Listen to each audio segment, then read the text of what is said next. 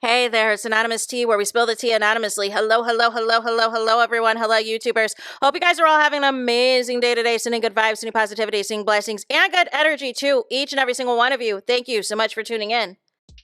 So, anything I say is alleged and in my very, very personal opinion. This is for entertainment purposes only. None of this is personal. The Copyright Act of 1976 is in the description box. Some meat and potatoes, some housekeeping items. It is free to follow me. Free to follow me on this channel, Anonymous Tea. Free to follow me on my other channel, Anonymous Tea Podcast. There is new content over there. Follow me on the Tickety Talk at Anonymous Tea Podcast. Free to follow me on the Instagram. On the Instagram is at Anonymous Reality Tea. Free to share everywhere. Free to like the video so it gets out to the algorithm. Free to share with your family, your friends, and your foes, and coming or going, hit the like button.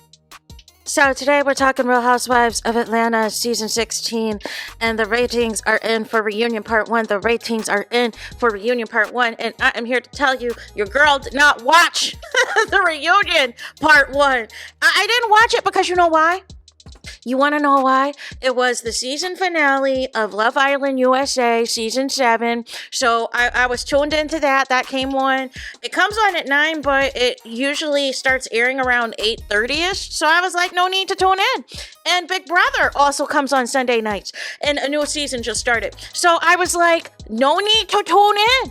And apparently the rest of y'all didn't need to tune in, because guess what the ratings were, y'all? A measly 542,000 views. Like, can we come to the front? Can we come to the front and say that the reunion sucked?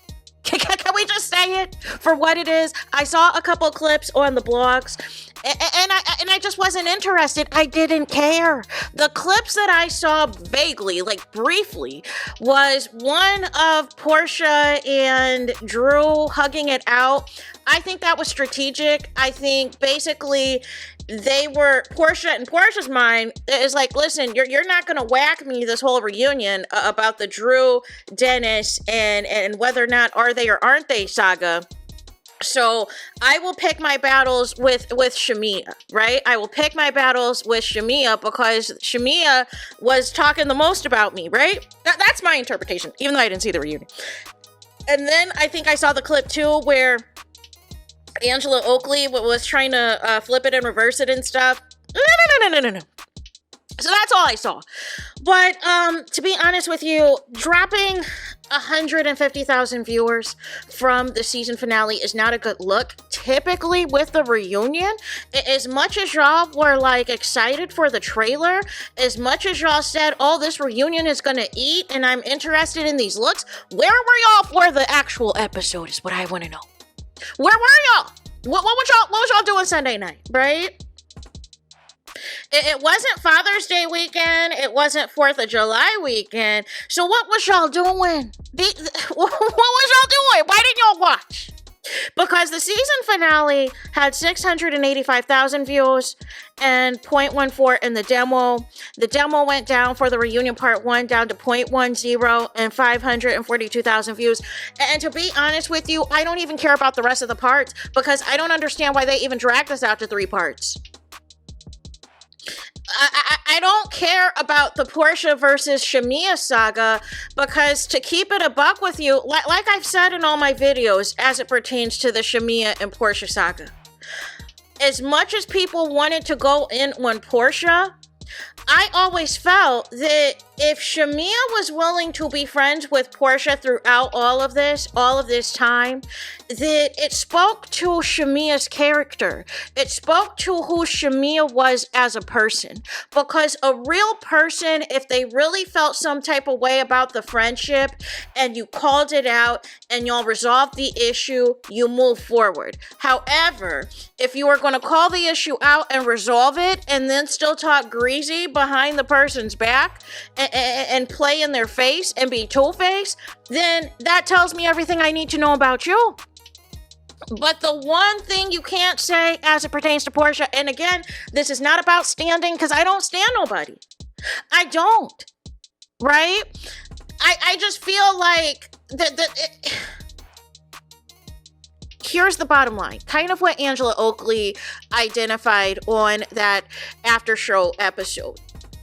Shamia saw Porsha and wanted Porsha's fame and spotlight.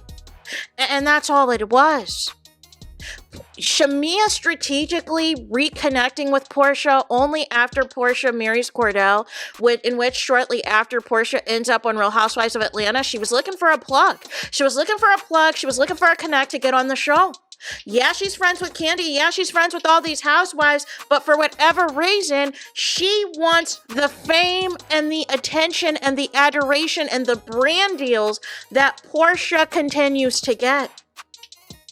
That is what is eating at Shamia. Even just looking at one of the clips where Porsha walks in and Shamia just has this look of hatred on her face for Porsha. And don't tell me it's no freaking editing. Don't tell me that the scene is clipped. No. This is even before the reunion got started. Shamia's face was so full of negativity and hatred and disgust for somebody who allegedly is supposed to be your best friend of multiple decades. No. And that told me everything I need to know. See, y'all wanted to flip it because y'all didn't like Porsha. And y'all wanted to make it seem like, oh, Portia's jealous because Shamia's still married to an African. Oh, Portia's jealous because, Shamia, her man's got a $9 million mansion, da-da-da-da-da-da-da. No. It is Shamia that has the issue. Shamia has the issue that even though she was on this platform for all these seasons, she still needed constant calls and communication from Kandi Burruss to recommend Shamia for a peach. And look how that has turned out for her, y'all. Look how that has flopped for her. I don't even want her back as a friend of. I don't even want them to drag out this dead-end friendship the next season, to be honest with you. I think Shamia saw the opportunities Porsha was getting, the opportunities that came with being on this show, the fame, the fortune, and the adoration from the fans. And she thought she could do that. She thought she could be in on a plot with all these other housewives to take Porsha down. And they might have been successful had Kenya not been let go. Because Kenya was already kind of starting low-key the mess with questioning Porsha's marriage. So it was already going to be a setup from the start where they were going to whack Porsha for how her and Simon got together, since they never had official chance to do it, right? But once Kenya got let go, they had to switch gears. So they're like, hey, let's pivot to how bad of a friend Porsha is. But the missing piece was nobody had any intel or any receipts that Porsha was a bad friend this season. Nobody had any intel or receipts this season that Porsha was talking crazy behind Shamia's back to the other housewives. So it made zero sense to go there. And Porsha already was dealing with a public divorce where Simon is dragging her name every which way but loose to anybody who would listen. So it looked crazy. And then I think the final nail in the coffin was, of course, the fact that Phaedra came back. So I think it was a setup. I think it was a scheme set up by Todd. I truly do. They were trying to find anything and even willing to drag up 10-year-old beef, 10-year-old issues to try to take down Porsha down. And it's looking more and more like a setup as far as this thing with Angela Oakley and Charles Oakley and trying to maybe have something to have on Phaedra, considering of how Phaedra was let go. But again, even if you don't like Phaedra, it would make zero sense for Phaedra to flat out come back to a show that she was banned from for 7 years, come back to the same show and try to pull the same stunt that she was put on the bench for. Like make it make sense. Like these are rookie mistakes. These are rookie mistakes that these new peach holders should have known was not going to fly with the fans.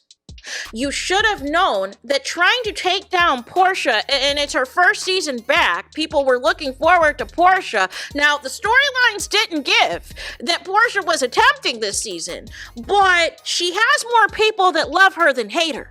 And even people who maybe don't see it for Porsha, were still going to look through this season through an objective lens and see the scheme right away. And it didn't help Shamia's case that Angela Oakley Andrew went on Carlos King and basically blew up Shamia's spot.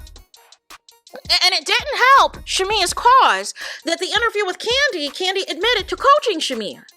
So you have all of the ingredients of what was supposed to be a Porsha takedown, but Angela Oakley saw the light. She sees the bigger picture, that it is better to be cool and cordial with Porsha than to try to build a takedown against her with Shamia.